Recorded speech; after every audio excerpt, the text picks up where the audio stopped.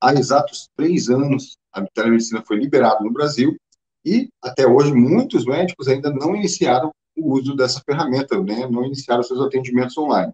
Eu sempre falo, tem dois grandes momentos que você pode iniciar algo, né? No caso da telemedicina, o primeiro grande momento foi lá em 2020, quando foi possível iniciar os atendimentos de teleconsulta.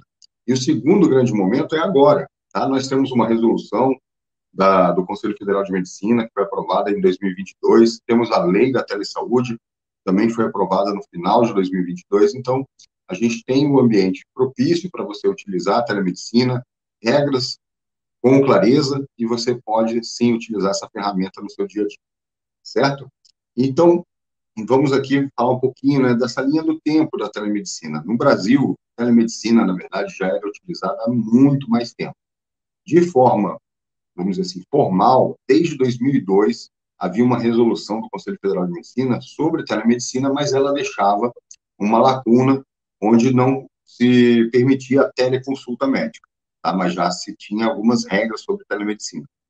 Então, nesse espaço de tempo, de 2002 até 2018, ficamos sem nenhuma possibilidade da questão da teleconsulta. Não havia uma resolução específica sobre isso. Em 2018, saiu uma resolução, ela teve vida curta, durou um mês, porque não houve uma discussão com a classe médica, com as associações médicas, e aí acabou que essa resolução foi revogada um mês depois.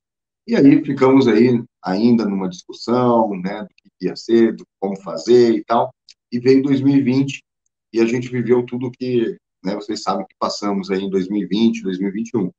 Então, em 2020, em virtude da necessidade, né, do que estava acontecendo naquele momento, foi liberado por uma portaria ministerial o uso da telemedicina, foi a portaria 467, que autorizou o uso da telemedicina enquanto durasse a situação de emergência pública, né? Então, foi uma portaria do Ministério da Saúde, tá? E depois houve uma medida provisória, uma lei, né, pela Presidência da República, liberando também o uso da telemedicina durante o período que durasse a emergência de saúde pública. Mas a gente aí já tinha segurança aí para poder utilizar a ferramenta, porque tinha uma previsão legal. Então, você pode estar se perguntando, e aí, depois disso, como é que ficou a questão da regulamentação da telemedicina no Brasil? Depois disso, ali em 27 de abril de 2022, foi aprovado o projeto de lei, o PL 1998, 1998/20, que era um projeto de lei, e ele foi aprovado na Câmara de Deputados e seguiu para ser analisado no Senado. Além disso, no dia 5 de maio de 2022, foi publicado no Diário Oficial da União, como eu ia falando, a lei que foi sancionada no final de 2020, no dia 28 de dezembro, foi a Lei 14.510, e a Lei da Telesaúde. Essa lei, ela regulamenta não só a telemedicina, mas todo o exercício da telesaúde no Brasil, como, por exemplo, as outras profissões, por exemplo, teleenfermagem, telefisioterapia, telenutrição, telepsicologia, e a telemedicina também está embarcada nessa lei. A lei original, essa lei 14.510, ela veio lá daquele PL 1998/20, tá? Então, ela veio sendo construída e foi sancionada no dia 28 de dezembro de 2022, certo?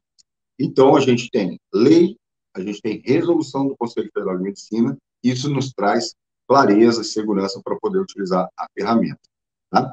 Então, a gente pode dizer que a telemedicina é permanente no Brasil. Passou aquele período que ela estava provisória, aquele momento de emergência de saúde pública, então ela é permanente. Então, nós, como médicos, a gente precisa absorver essa ferramenta que é a telemedicina no nosso dia a dia. A telemedicina é que nem um estetoscópio, um aparelho de ultrassom, um equipamento que você está utilizando para prestar o serviço médico, tá? Então, alguns médicos estão ainda observando, esperando para ver qual será o futuro da telemedicina. E eu digo que esses que estão ainda observando estão deixando a carruagem da história passar, tá?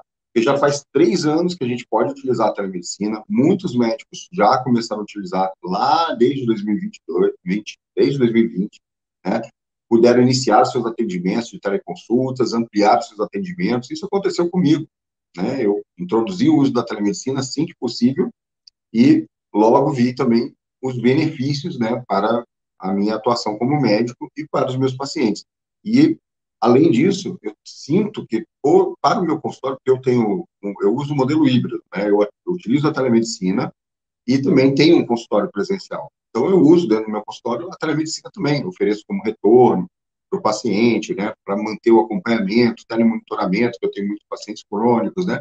Então, a telemedicina, para mim, é uma ferramenta muito útil de também relação médico-paciente, de manutenção da minha boa relação médico-paciente, da continuidade do acompanhamento do paciente, e também a telemedicina proporciona que eu formalize aquelas consultinhas, né, que eu chamo de corredor, que o pessoal às vezes te procura, manda uma mensagem, né, tem uma dúvida, e você às vezes dá uma orientação, alguma coisa assim. Isso é ato médico. Hoje a gente precisa respeitar o que está dentro da resolução, e se você faz uma interação online com o paciente, você está praticando um ato médico, e isso é telemedicina.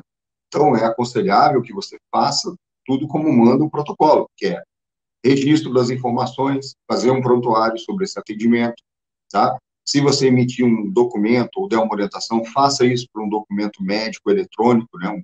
Uma receita médica eletrônica, por exemplo, com a sua assinatura digital.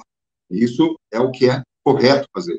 E a telemedicina traz essa oportunidade de você formalizar os seus atendimentos e também receber os seus devidos honorários pelo seu serviço prestado. Afinal de contas, é teu conhecimento, é teu tempo e é a tua responsabilidade como médico, tá? E o conhecimento é o mesmo, né, que você tem, né, que você aprendeu na faculdade de medicina, na sua especialização, é o mesmo conhecimento que você utiliza no consultório presencial, você também está utilizando na telemedicina. E a telemedicina, além do conhecimento, vamos dizer assim, clássico, você precisa aprender algo novo, né? Precisa se capacitar para fazer telemedicina, ter as ferramentas corretas para fazer telemedicina, e por isso também é justo que você tenha a sua remuneração, os seus honorários médicos, pelo atendimento online, tá? Porque muita gente acha, mas o atendimento é à distância, como eu falei, responsabilidade é a mesma, ato médico é igual, tá? E outra oportunidade que veio é que, com a resolução, a lei também deixou aberto para que o médico e o paciente possam optar, inclusive, pela primeira consulta por telemedicina, tá? E você pode atender pacientes de qualquer lugar do Brasil. Basta você ter a sua inscrição no CRM, tá? Então, médico brasileiro, tendo inscrição no CRM, né, médico formado no exterior, que fez revalida e tem inscrição no CRM, pode utilizar a telemedicina para atender pacientes do Brasil inteiro, tá? E é possível você enviar a receita digital, eletrônica também, e ela ser aviada em qualquer lugar do Brasil.